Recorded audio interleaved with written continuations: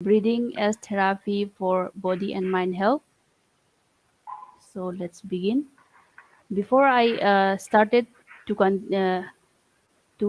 start my topic, I would like to highlight what the breathing is. Breathing is the process of taking air into and expelling it from the lungs, and breathing is the only one processes that deliver oxygen to where it is needed in the body and remove the carbon dioxide.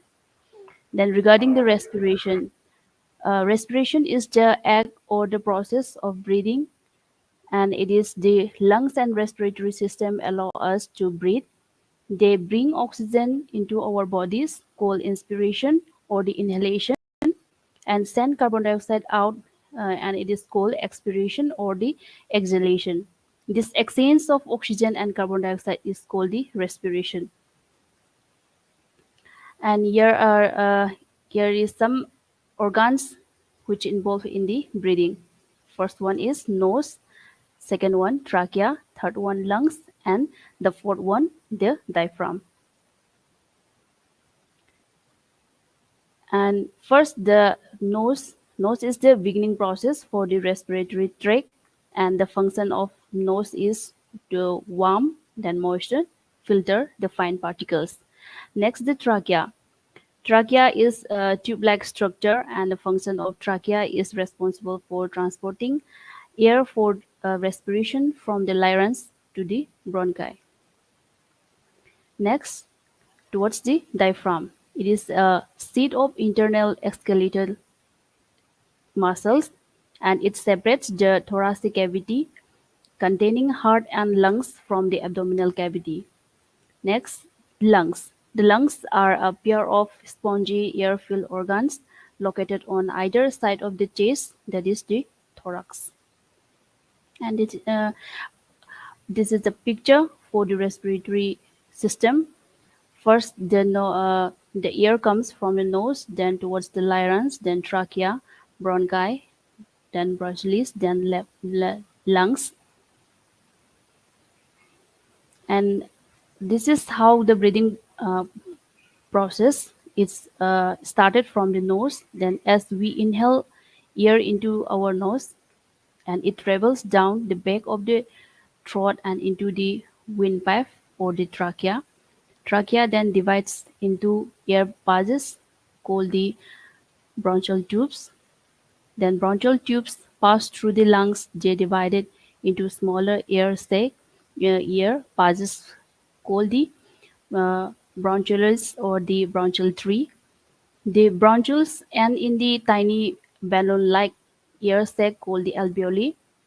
The body has over 300 million alveoli. The alveoli are surrounded by a mass of tiny blood vessels called the capillaries. Here, oxygen from the inhaled air passes through the alveoli wall and into the blood, and carbon dioxide passes out of the blood into the air in the alveoli.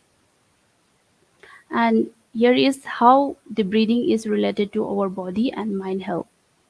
The breath work may seem to be new when it comes to our self-care, but breath work in various form has been around for the thousands of years. Breath work has its root of yoga and is known as the pranayama in the field of yoga. Then pranayama is derived from two Sanskrit words, that is prana and yama. Prana, which means the life force, and the amaya means the extension. Variation of this breed uses both the physical mechanisms of body and the power of prana to release the toxin and stress while supplementing and strengthening our body and mind complex.